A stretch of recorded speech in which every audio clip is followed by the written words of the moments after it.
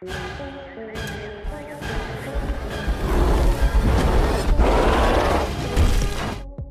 के भयानक रहस्य। दोस्तों, चांद एक ऐसा उपग्रह है जिस पर आज सभी स्पेस एजेंसीज की नजरें टिकी है। जहां नासा ने अपोलो 11 के बाद अपोलो 17 तक चांद पर कई मून मिशन किए, लेकिन उसके बाद नासा चांद पर वापस कभी नहीं गया। आखिर नासा वापस चांद पर क्यों नहीं गया और उसके 50 साल बाद आज हर कोई चांद पर जाना चाह रहा है, चाहे वो चीन, रूस और अमेरिका हो या हमारा भारत। ऐसे में सवाल है कि आखिर चांद पर ऐसा क्या मिल गया है जो नासा और सभी स्पेस एजेंसीज चांद पर जाना चाह रही है। ऐसा कौन सा रहस्य ये स्पेस एजेंसीज हमसे छिपा रही है, जानेंगे आज चांद के उन सभी रहस्यों के बारे में। जानने के लिए वीडियो को पूरा जरूर देखें। दोस्तों, आज से 4.5 अरब साल पहले ही हमारी धरती पैदा हुई थी और इसी शुरुआती अवस्था में जब थिया नाम का एक ग्रह हमारी धरती से टकराया, तब चांद की उत्पत्ति हुई थी। चांद उस समय हमारी धरती के काफी करीब था, जिस वजह से धरती की रोटेशनल स्पीड काफी तेज थी। उस समय धरती पर एक दिन मात्र 6 घंटे का था, लेकिन जैसे जैसे समय बीतता गया, अरबों सालों में चांद हमसे काफी दूर चला गया और आज चांद धरती से 3,84,000 किलोमीटर की दूरी पर मौजूद है।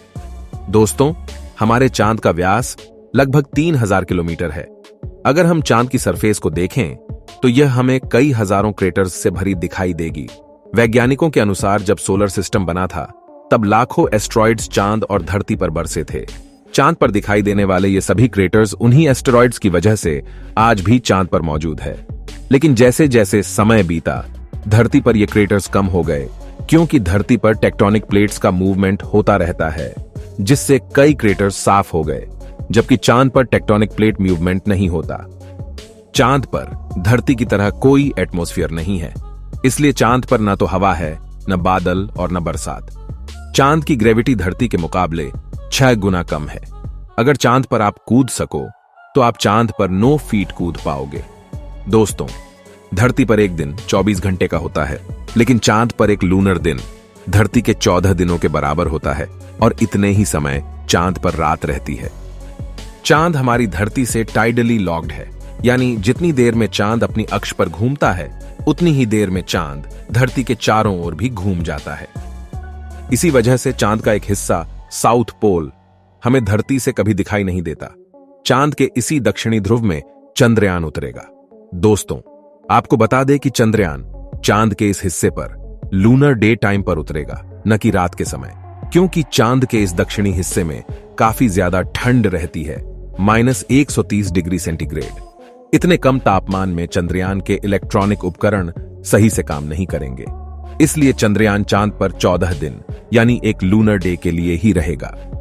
दोस्तों, चांद के बारे में एक ऐसी बात जिसे जानकर आपकी रूह कांप उठेगी।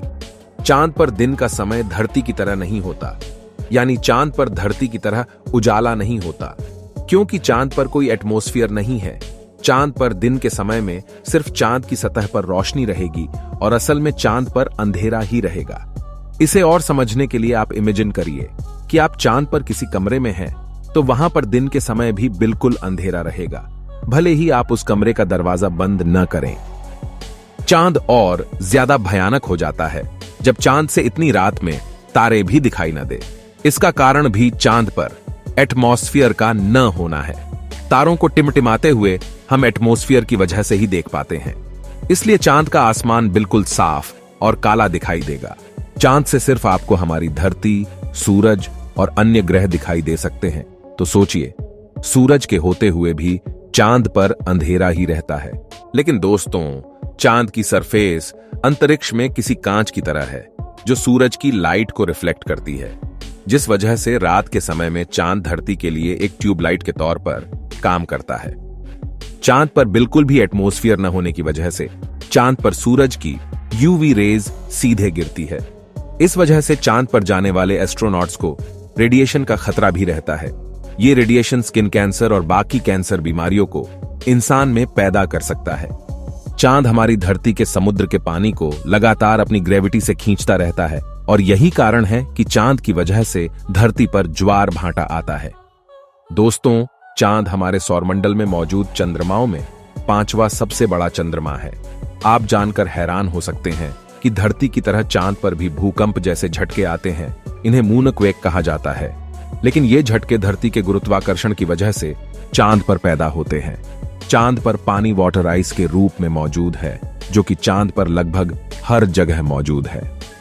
चांद का पानी चांद की सूखी जमीन की परत के 10 इंच नीचे तक मौजूद है, और आप जानकर हैरान भी हो जाएंगे कि चांद पर एक तरह से उल्टी बारिश होती है।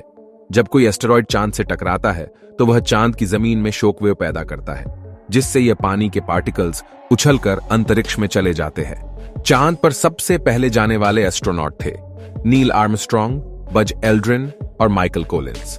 नील आर्मस्ट्रॉन्ग चांद पर उतरने वाले पहले इंसान थे, और चांद पर इनके पैरों के निशान आज भी मौजूद है। जब एस्ट्रोनॉट चांद पर उतरते हैं, उस वक्त वो एक बार के लिए खुद को बैलेंस नहीं कर पाते, क्योंकि एस्ट्रोनॉट धरती के गुरुत्व में चलने के लिए फेमिलियर होते हैं। चांद की सतह पर जगह जगह छोटे मोटे और बड़े गड्ढे हैं, और चांद पर कई चट्टानें भी हैं। चांद की मिट्टी काफी पतली और महीन है। इसे लूनर रेगोलिथ कहा जाता है। इस सतह की डस्ट एस्ट्रॉयड इंपैक्ट्स की वजह से चांद के ऑर्बिट में भी घूमती रहती है। इस वजह से चांद पर भेजे गए सैटेलाइट और रॉकेट के अंदर भी यह डस्ट घुस जाती है और इलेक्ट्रॉनिक इक्विपमेंट्स को खराब भी कर सकती है। दोस्तों, ये है चांद से ली गई पृथ्वी की पहली तस्वीर, जिसे अमेरिका के भेजे गए अपोलो 8 मिशन में बिल एंडर्स ने इस तस्वीर को खींचा था। चांद पर भी पृथ्वी का उदय होता है।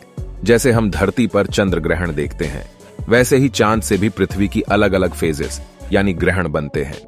चांद पर जाने पर आपको इंसानों द्वारा वहां छोड़ी गई कई चीजें भी मिलेंगी, जैसे अमेरिका का झंडा, पुराने मिशन और उपकरणों के टूटे हुए टुकड़े, और कुछ बैग्स जिनमें चांद पर गए 12 एस्ट्रोनॉट्स का मल मूत्र है, जो कि उन्होंने चांद पर ही छोड़ दिया था।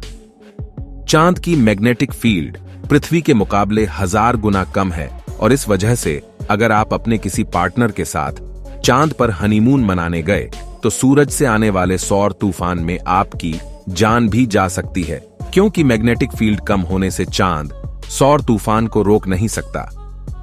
चांद पर आप बोल नहीं सकते, क्योंकि चांद पर कोई वातावरण नहीं है जहां साउंड ट्रेवल हो पाए।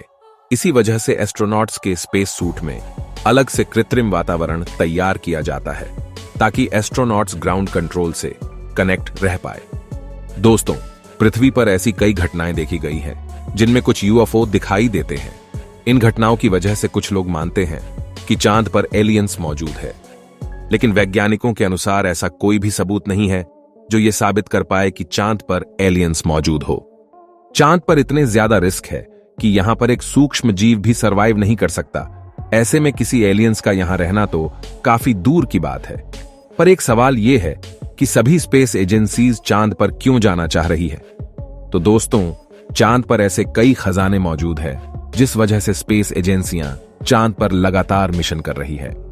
चांद हमारे वैज्ञानिकों के लिए एक लेबोरेटरी बन सकता है जहां वैज्ञानिक रिसर्च कर सकते हैं, क्योंकि एक तो चांद से अंतरिक्ष में ऑब्जर्वेशन करना काफी आसान है, दूसरा चांद पर पानी मौजूद होने से वहां पर एक ह्यूमन बेस बनाना आसान है, तीसरा चांद पर कई रेयर अर्थ एलिमेंट मौजूद है जैसे हीलियम 3। इसके उपयोग से चांद पर ही डायरेक्ट फ्यूजन एनर्जी प्रोड्यूस की जा सकती है और चांद से रॉकेट्स को भेजना काफी आसान हो जाएगा, और इस तरह चांद इंसानों के लिए एक रिसर्च लैब के तौर पर काम करेगा, जिससे ब्रह्मांड के कई नए रहस्यों को सुलझाना आसान होगा। तो दोस्तों, चांद के इन्हीं रहस्यों की वजह से सभी देश चांद के पीछे पड़े हैं, न कि एलियंस की वजह से। ऐसे में आपको क्या लगता है, क्या चांद पर एलियंस मौजूद हो सकते हैं? कमेंट में अपनी राय जरूर दें। हम मिलते हैं आपसे किसी अगले वीडियो में। तब तक के लिए ब्रह्मांड में घूमते रहिए।